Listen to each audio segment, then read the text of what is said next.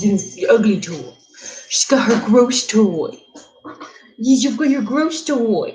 You want to come see the people? Want to see the internet? No, she doesn't want to see the internet. Want to see the internet? Want to come see the internet? She's looking at me like I'm insane. I think she thinks I'm going to do something to her. That's not good. Come here. I will pet you at least. I will pet you. Very cute. Yes, you. Oh, she's so cute. You want to come up here with mommy? No? Okay. Welcome. Hi. Okay. You and me. There's one person watching. And when I went live, it said nobody was waiting. But there is one person watching. I need to know who you are. I need to know.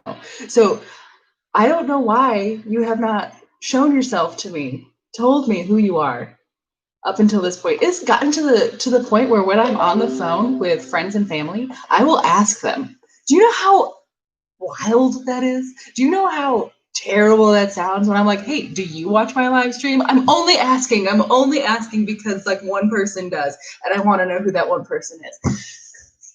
I have debased myself in order to find out who you are. So the least you can do,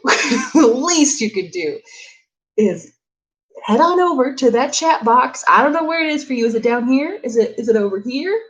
Is it up there somehow? Please, just say hi. Just say hello. You don't have to say your name. That's fine. It's the internet. I understand. That's the scary thing. Because here I am, my whole self, my house, and I think it's a big mistake. But I just want to know who you are watching me. Because I am so convinced at this point that it is just me. It is just me watching myself. And that's where it gets the one. Like YouTube, why would YouTube do that? Why would YouTube count me watching myself? Because they know that otherwise it's gonna feel pretty lonely in here. Please, I'm begging you. I don't know where you are. I don't know who you are. I don't know anything about you because when you only have one person watch your live stream, they don't do analytics for that. They don't tell you. They don't tell you where that person is or who they are or how they found your stream or anything. Please, anything. Please, right here. See, right here. Look at that. Wherever that popped up is where you can type your name or just hello. So I can know for realsies that you're there. You're probably not. That's probably why you're not saying anything. So you're not actually there. You're just me. You're just me watching myself. Well, that's happy Thursday, everyone. Okay, so today, where is my poll? There it is. Today is Thank You Note Thursday. I can tell you I'm not writing a thank you note to. I can't because I don't know who you are.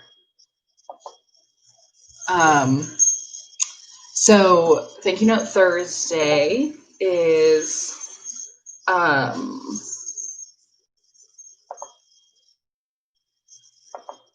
the day where you all, the one person who's watching, but also the people who I posted a link to earlier in the week, get the chance to tell me, to dictate to me who I need to thank this week for just things.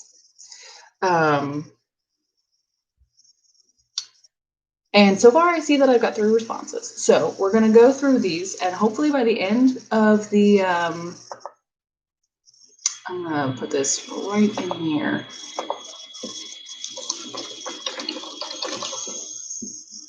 What is it called when someone is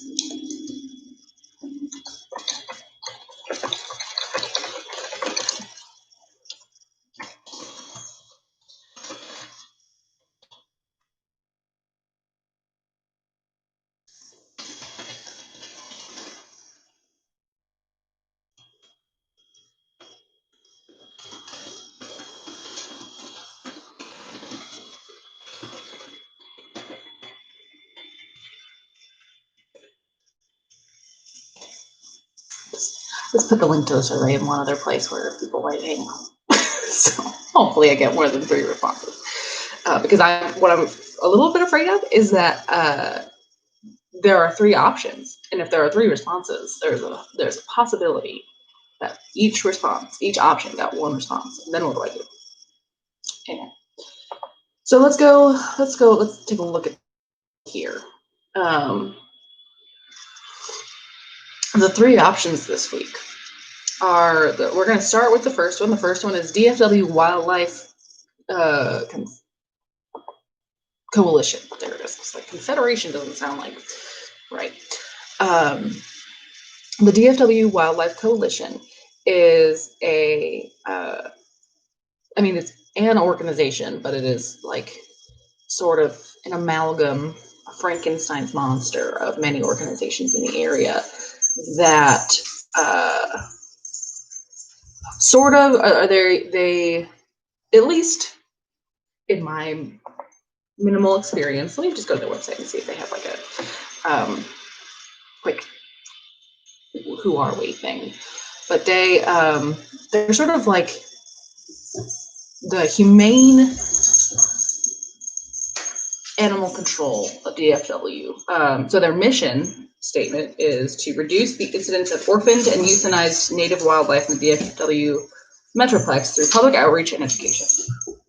So they have a hotline that you call when you have some sort of wildlife issue going on. And that issue is, oh my goodness, my face is so dry, except for a little serum that makes me human that I have to put on my nose. Anyway, don't become an adult. Your face issues get weird.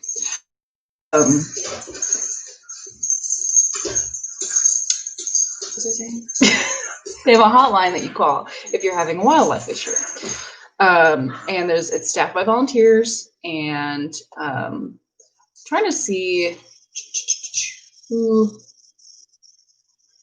I mean, they are DFW Wildlife Hotline. I'm trying to see what else they do.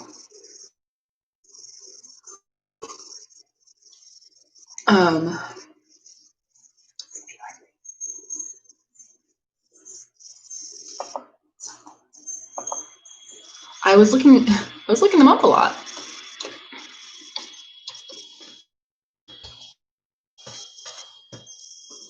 Looking them up a lot over the weekend because there was an opossum in my backyard living under my shed.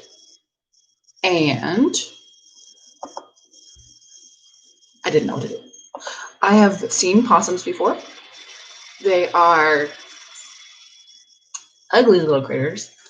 I'm not anti-possum though, because they seem pretty chill most of the time. And I know that they eat pests. So it would be like having bats around. As long as they don't interact with me, I'm fine. That's sort of like my thought on the possum thing. And possums, stick to small, dark areas. And I don't go in small, dark areas. Claustrophobic. So I wasn't going to climb under my shed anytime soon, so I didn't care.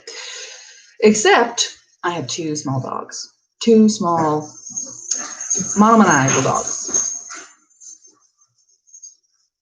They're tearing each other apart right now.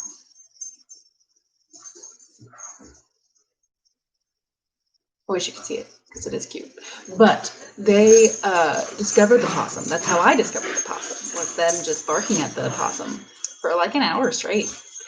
I was talking to someone on the phone, and it was like not super early in the morning, so I just let them bark for a while. And then I went to go collect them. I thought they were barking at the next door neighbors, which they don't normally do, so I should have been clued in. But they were doing it fine. And I went up there. And I was like, hey, what you looking at? Is it a cute little kitten? Is it a little baby rabbit? Is it, do you know, those are my socks. Stop it. Yeah, I think you're very cute. She does this thing where she goes like this. Do you know? Come here, I want to pet you. want to pet you because you're very cute. Okay, she doesn't want me to show her to the world, I guess. Oh, what's up, Finders? You know Finders. Oh. Juno's sort of keeping him down. Finders. There it is. Look at him. He's like a well-trained little animal. Yes, and this little well-trained little man was going right after that possum. Yeah. He wanted the possum. Juno wanted the possum. Juno wanted the possum more. She's a little bit more terrier intense than he is. And so they were really going for that terrier. They were really going for that possum. And this was the 4th of July. This was Saturday. So we had plans to be outside a lot that day and like grill lots of things and et cetera, et cetera. And so I was bummed about the presence of the possum. And also did not know if possums were sort of like raccoons or I worried that they like were harbingers of disease, which may not affect me, but it would affect my dogs if they got bit, which they were aiming to do. They were working really hard. So I was like, well, okay, I could call animal control. I called animal control once when I was living in Pittsburgh because there was a stray cat living in my basement. And they gave me a trap. And it took a day or so, but I got the cat into the trap and then I gave the cat to animal control. And I like to pretend that it got adopted. So let's not talk about the alternatives. Because there weren't a lot of alternatives. There are no alternatives. They just get adopted. It's fine. I didn't know about no-kill. No, I actually did. No. I took it to a no-kill shelter. So it didn't die.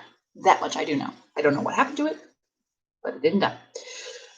Later, more stray cats came in, and I just let them be there. So I'm a flip-flopper. Anyway, notwithstanding the opossum in my backyard. So I was like, I'll call animal control. I Googled, because I was like, I don't know if they're open on the 4th. I Googled my local animal control, and they were like, hey, here are some things we don't do. We don't do possums. And they directed me to the DFW Wildlife Coalition hotline. On their little website, they're just like, call this number. If you've got a possum, call this number. And so I called that number. Well, first I went to the website to really determine whether I was being, ear bleeding? No, it just looks really red in the, okay. To determine whether I was being directed correctly. Something you should probably do when directed by a website to go to a place is, or website to go to another website, is make sure that they know what they're talking about. Because sometimes websites will just be like, oh yeah, call these people. And these people will be like, we don't know who those people are that told you to call us, but never call here again. That's happened to me once or twice. And it's the worst. I already hate like talking on the phone. I don't like to be told that I wasn't supposed to call in the first place. Regardless, I found out that yes, indeed, I could call DFW Wildlife Coalition hotline. And I did. And I got a nice man. I didn't get his name, unfortunately. He would be the one I would write the thank you note to, except I didn't get his name. So I will write it to the whole organization, and I will mention when I called and that it was a man that answered. And hopefully that will track it down. Maybe. I called. He was a jolly old Texan, and he was just like, hey, how's it going?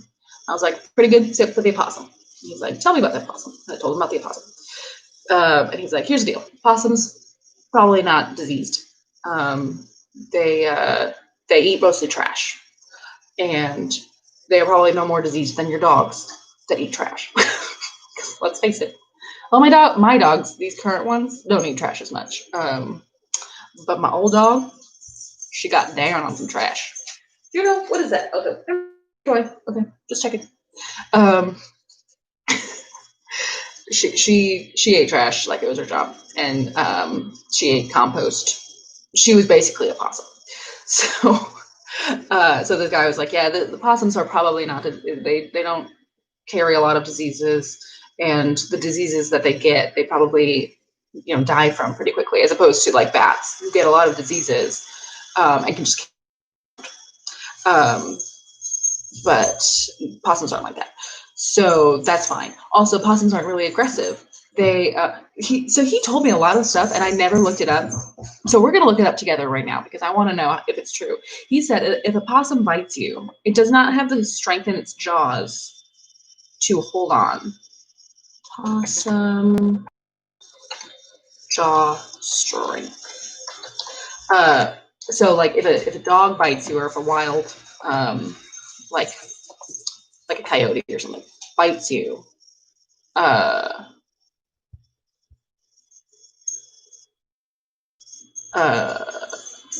you go.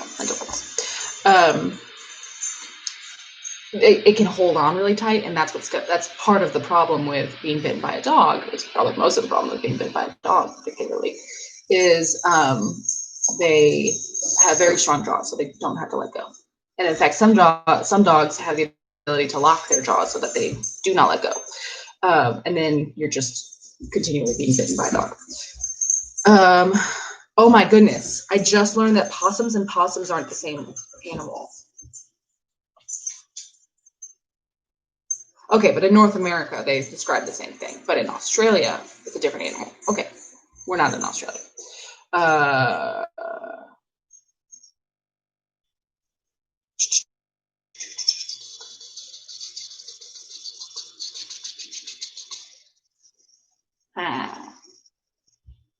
They're immune to most snake venom. That's interesting.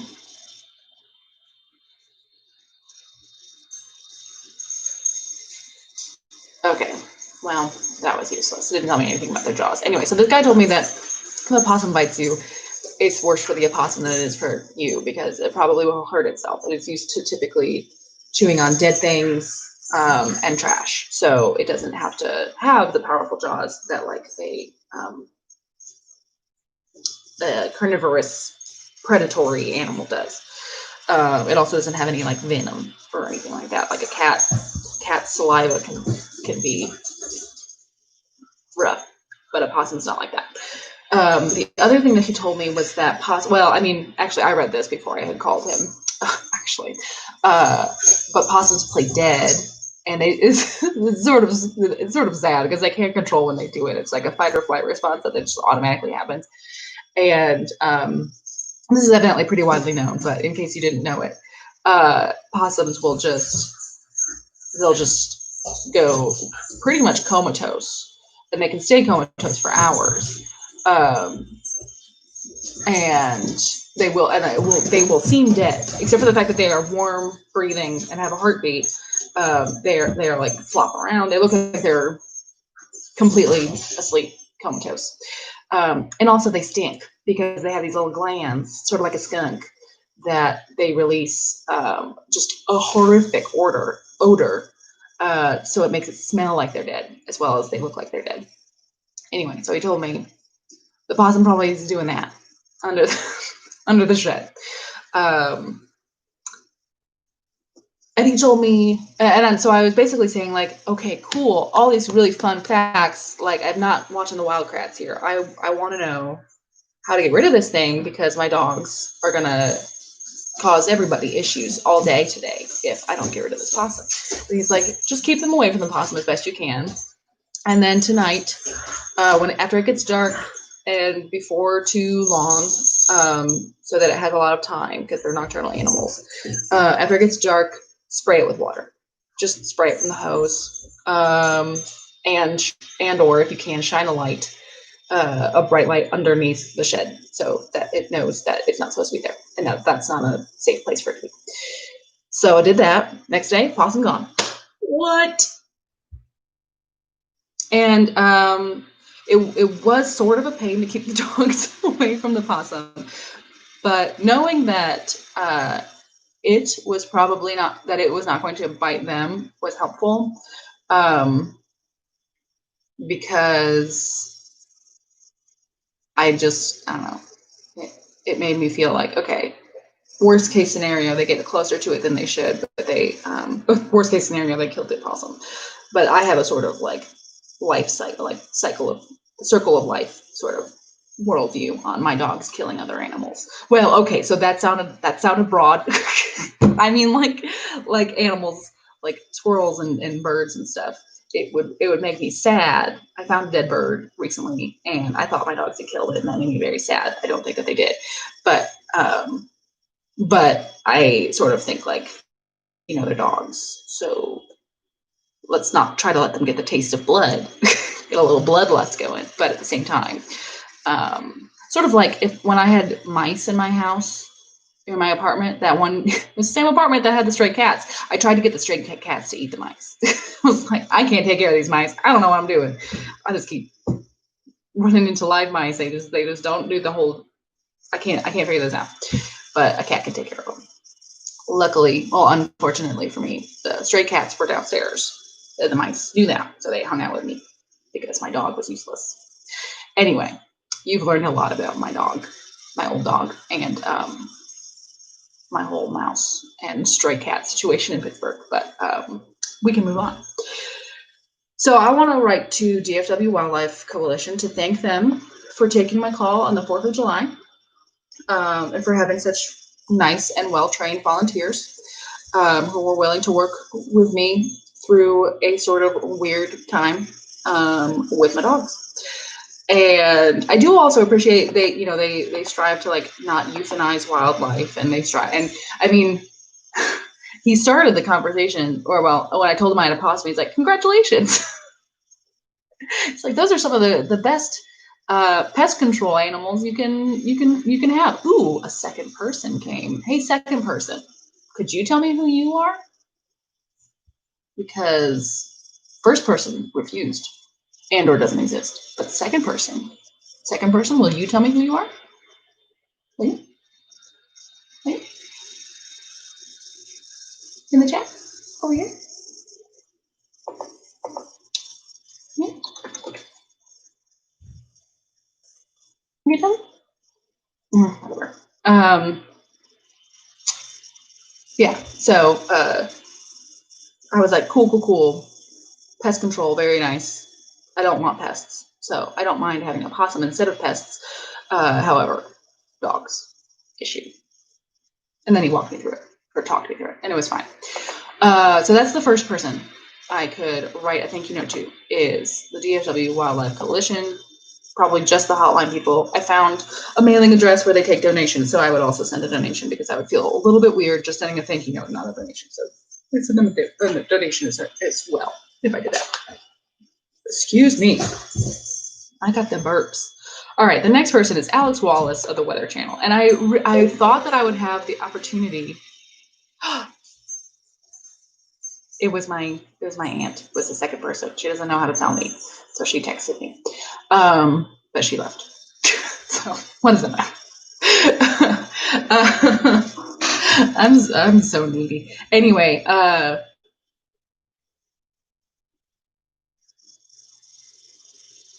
what was I saying?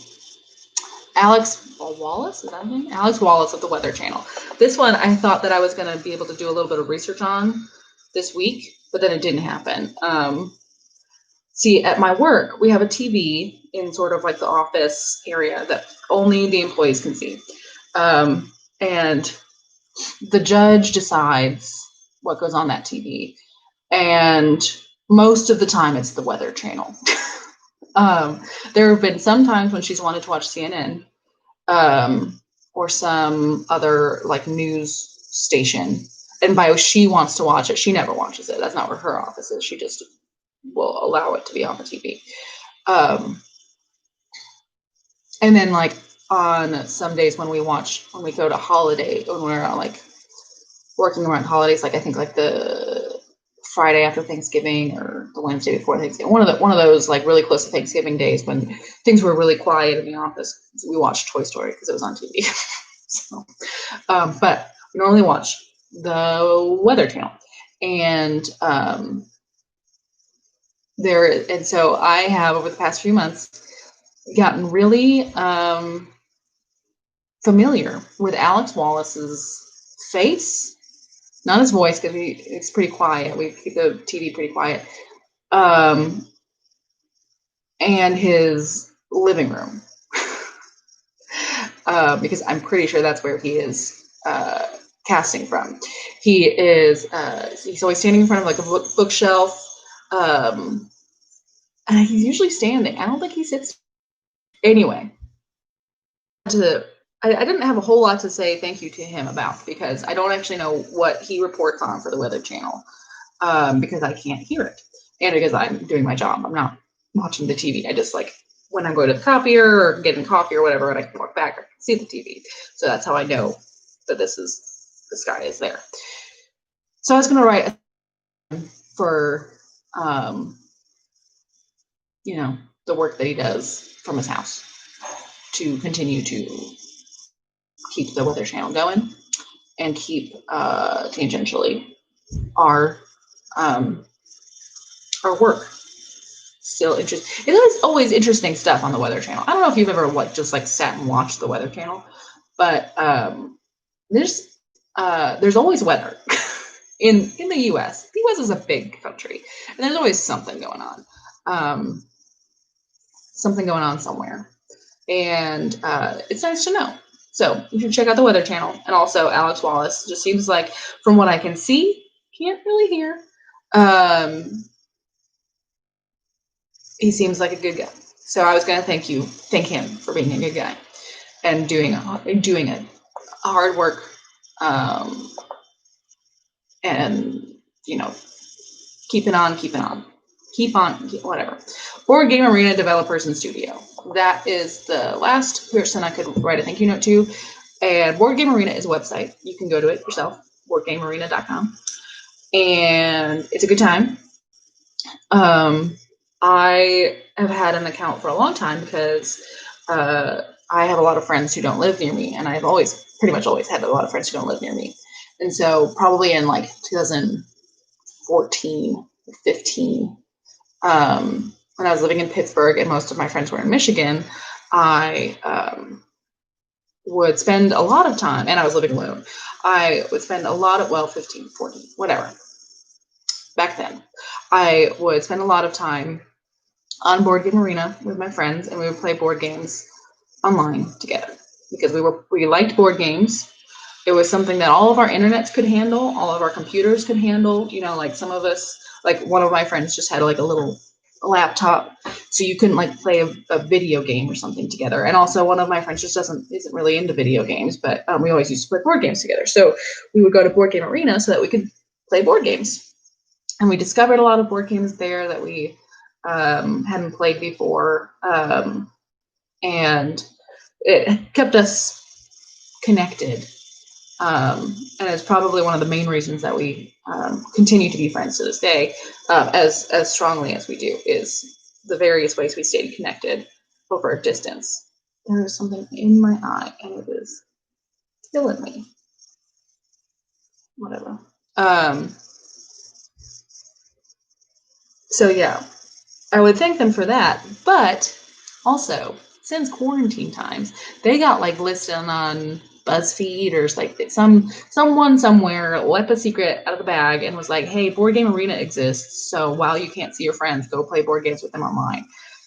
And Board Game Arena just like got flooded. There was like legit weeks in there where it was very hard to play unless you had a paid account. Because they literally had to prioritize people who had a paid account because there were so many people and they didn't have the servers, because like they weren't used to how many people, like it's across the world, so many people, like they're centered in France, which I didn't know, but they're an international website, and so all of a sudden they had to like really beef up their servers and really beef up just their interface in general to handle all of this new flow and all of the new bugs that they were finding, because people were playing games that like normally didn't get played, and all these things. And it was rough going for a little while, but they really did it. And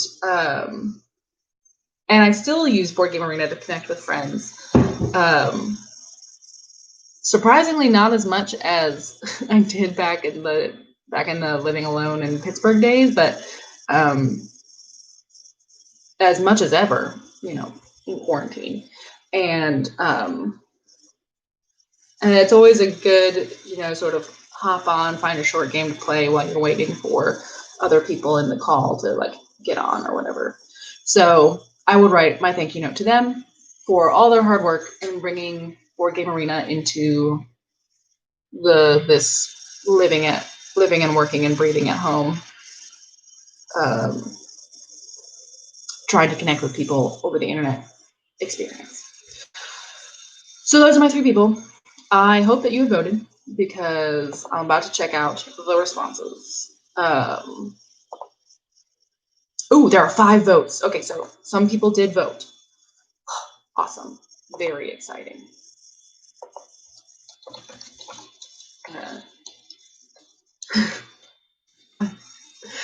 Okay. Let us see the responses. Okay, so I want to see them.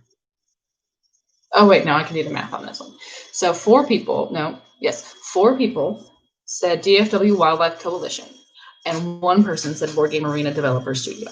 So we're gonna write a thank you note to DFW Wildlife Coalition. Now, this one I'm gonna do as a postcard. Oh wait, no, I'm not gonna do it as a postcard because I want to send a donation too. I will just send it as a card.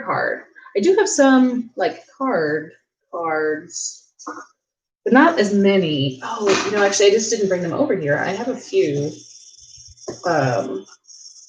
My cousins, a while ago now, I bought the cousins like do photography, and they were selling cards of pictures that they had taken, and I bought a few of those. I also have like other cards that I just like periodically when I see a really good card, I'll buy. I don't know, a weirdo. But I also have these cards here that are just singular cards that go in envelopes. And so I think I will just write on one of those, and I will use, looks like I usually use the yellow ones, so I'm not going to use the yellow ones, and I'll use this green one. And I will put it in its matching envelope. There it is. Okay. So, to write my thank you note, well, first I need a pen. Found one. Okay. Writing my thank you note. It's sort of like a postcard because it's not like an openable card or anything. Dear DFW Wildlife Coalition. And today is July 9th, 2020. I want to write to thank you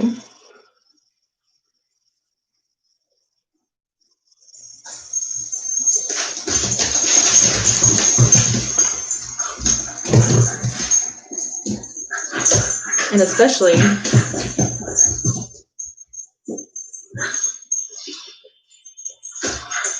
to thank the kind, the personable, the excellent volunteer who took my call on your hotline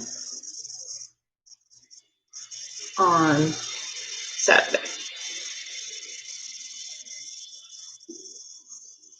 which was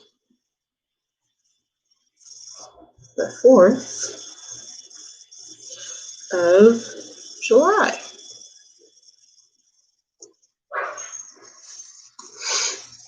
There was a possum. I was trying to, do I put that? Yes.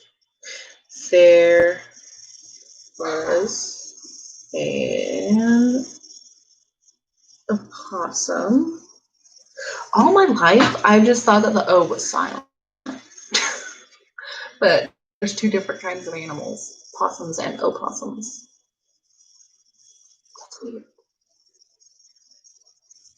I want to know what a possum is. Possum. Australia.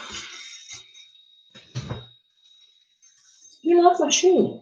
What's with you? Just bought my pants. A dress. My shorts are back there. My shoe now. Does it smell very good? Is that why you're looking at it? Juno.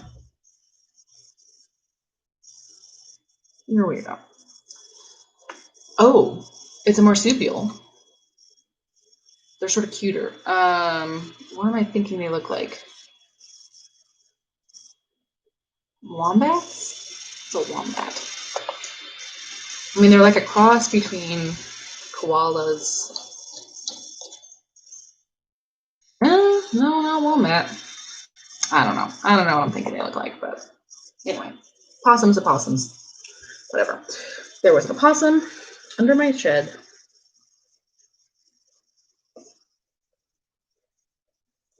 And my dogs were having a field day.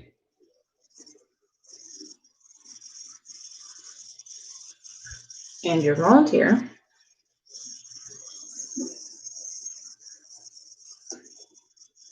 helped me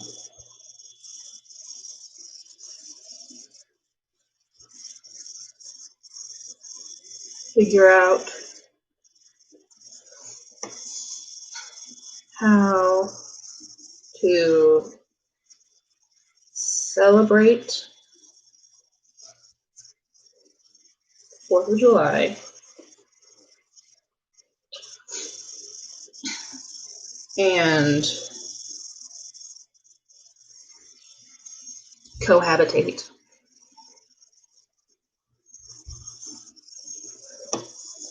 with an opossum for the day.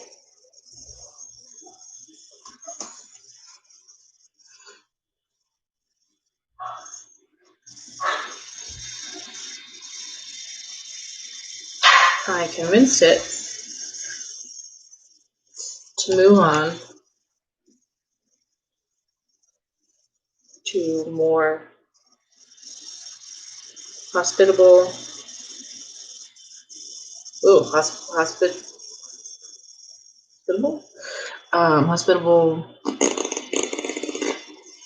to a more hospitable locale the next day.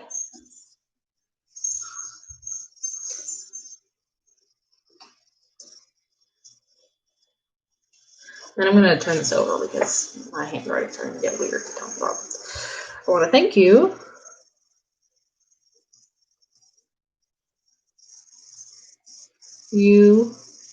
for organization,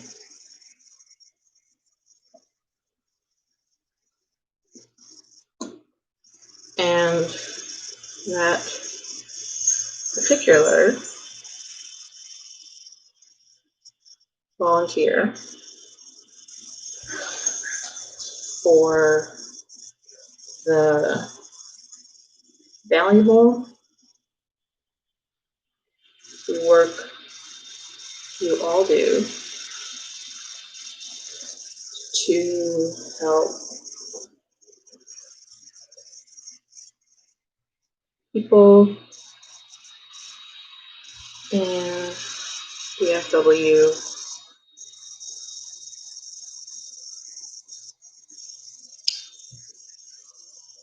coexist peacefully with our furry neighbors. Now, hopefully, the person reading this just doesn't know about furries. because that sentence sounds a little bit different when you do it. But that's why I don't call things like furry neighbors or furry friends or my furry children or whatever. It's just like, furry's a thing, right? But in this particular, I'm not going to try to come up with something different.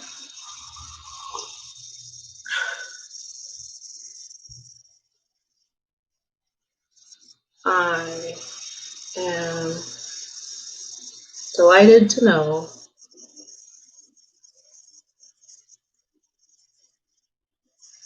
that my opossum friend lives to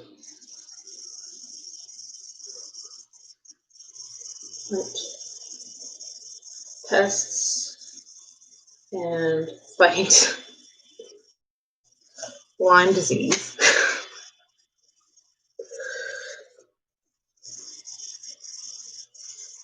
another day.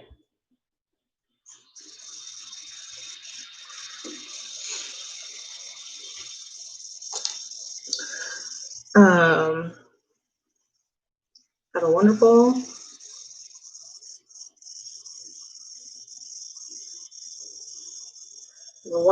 July. Marker.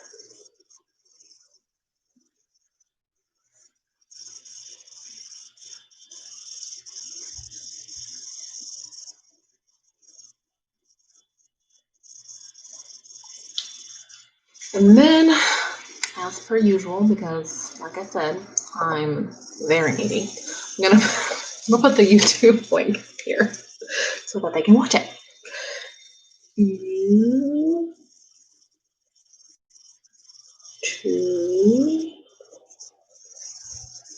/ oh boy, there's a lot of L's and ones and I don't know what was it. Oh.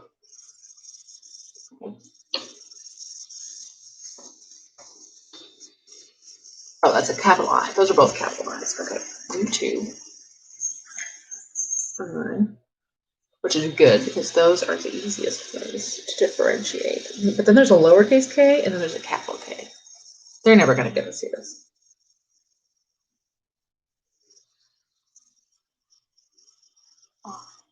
C-A-Z-U-P.